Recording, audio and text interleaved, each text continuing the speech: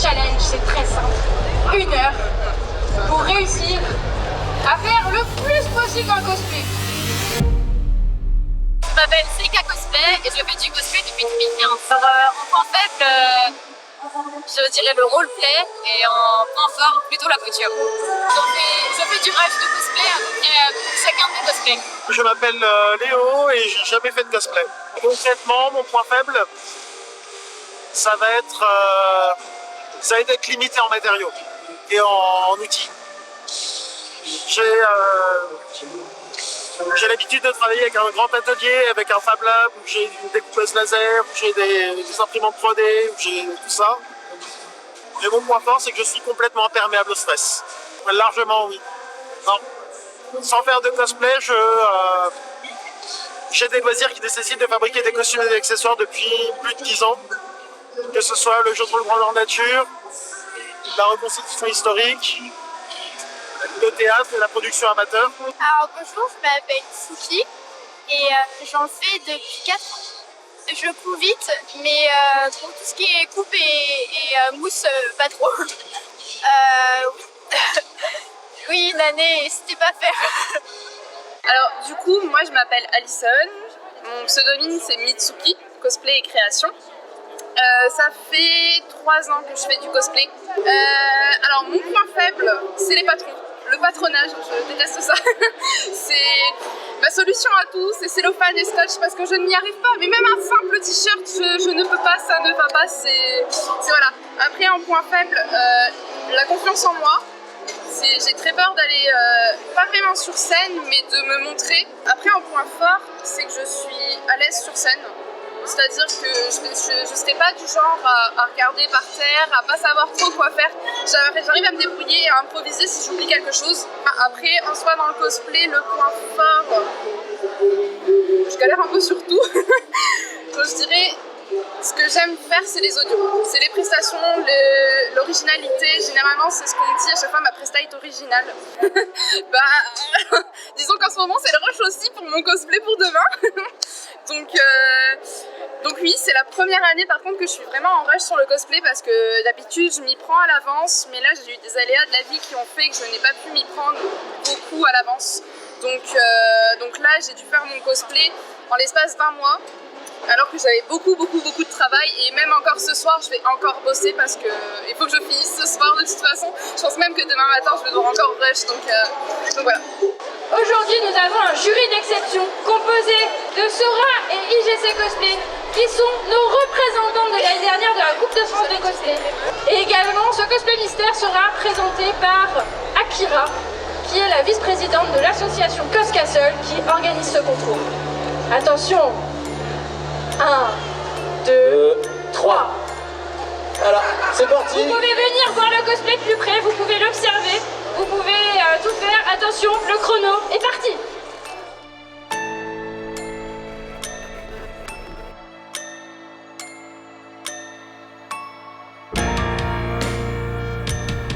Par exemple, qu'est-ce que vous pensez à faire en premier? Le katana, éventuellement, déjà lui calculer quel matériau il faut pour quelle pièce. Ouais. Déjà, pour ne pas s'éparpiller. La tenue en tissu, ça va être très vite fait. Tenue en tissu, je pense un quart d'heure, 20 minutes au grand max. Au grand maximum, c'est fait. Après, clairement, il vaut mieux faire les découpes et genre coller ses pièces pour le katana. Et le temps que être ça tranquille sèche. le temps que ça sèche. Faire la première sous-couche le temps que ça sèche, après on s'attaque sur le Après, tissu. s'attaquer à la couture. Et après refaire la suite sur le katana ou quoi que ce soit sur le temps qui reste. Ouais. Là de ce que je vois, il y en a beaucoup qui sont partis sur la couture, un seul qui est parti sur le craft et il est parti sur de la mousse.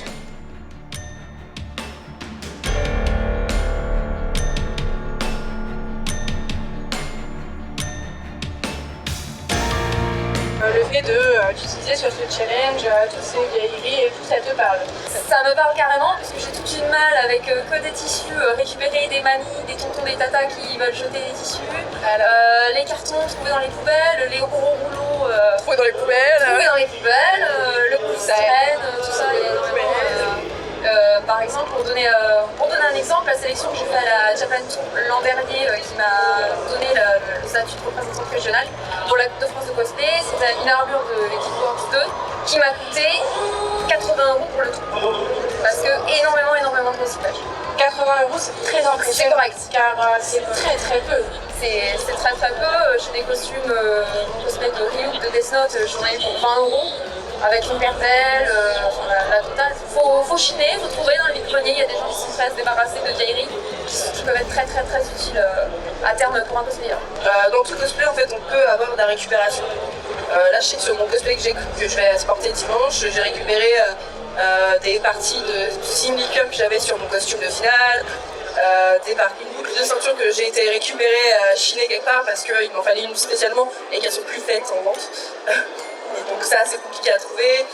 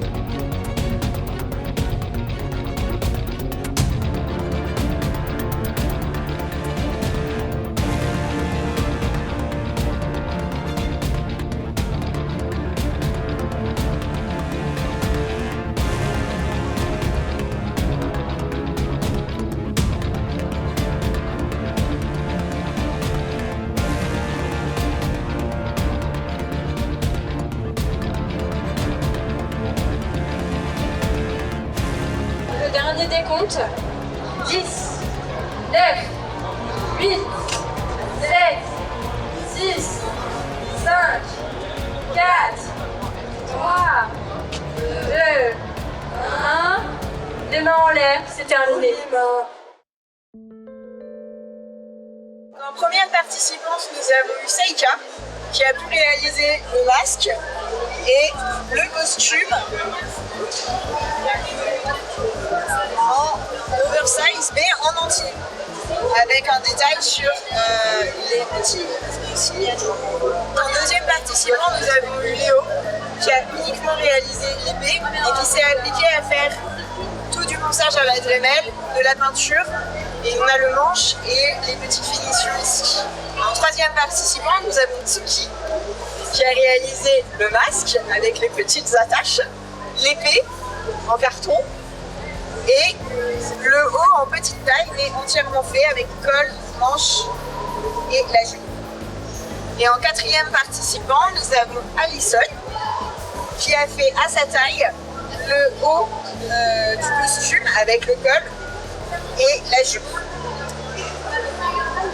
Nous revoilà pour la remise des prix du Rush de l'Extrême. Et au final, il y a eu des réalisations plutôt impressionnantes pour le peu de temps qu'ils ont eu. Donc nous remercions sincèrement l'association Cosplay Craft qui a organisé ce concours, les associations Projet Wait et All Geek Studio qui nous ont permis de filmer et prendre le son de cette émission, mais également de KP2D qui nous ont permis d'utiliser leur arène et de présenter cette association. Donc sans toutes ces personnes, cela n'aurait pas été possible, nous les remercions sincèrement. Et sans plus attendre, on va passer à la remise des prix. Alors, mesdames les jurys, qu'avez-vous pensé de ce concours? Du niveau, très intense. Très dur de choisir. Oui, très dur de choisir. C'était très serré. Assez serré sur les notes. Ils ont tous, en tout cas, tous mérité des applaudissements. Voilà. C'était pas évident. Ils ont tous travaillé. Dur. Leur petite main. Et alors, nous vous écoutons. Qui a gagné cette première édition du Rush de l'Extrême? Alors, je fais des roulements de tambour. Et là, c'est Seika Cosplay. Elle gagne un chèque de 50 € de Cosplay Craft. Je pense que toutes les personnes ici présentes peuvent l'applaudir très très fort. Voilà.